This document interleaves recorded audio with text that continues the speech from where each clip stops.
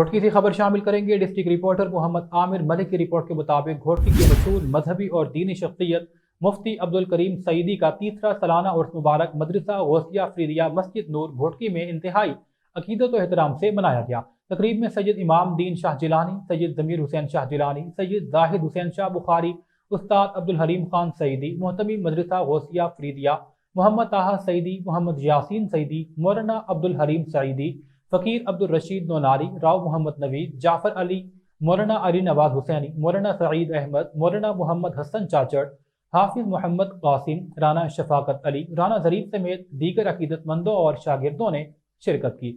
عرس مبارک کی تقریب کے خطاب میں محمد طاہر سعیدی اور دیگر نے مفتی عبدالکریم سعیدی کی دینی اور ملی خدمات پر انہیں خراج تحسین پیش کیا۔ آپ کی دینی خدمات کو ہمیشہ یاد رکھا جائے گا۔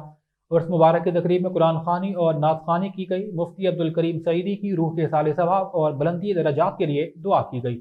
اس موقع پر صاحب ادگان محمد طاہر سعیدی اور محمد یاسین سعیدی نے تمام معزز مہمانوں کا شکریہ ادا کیا۔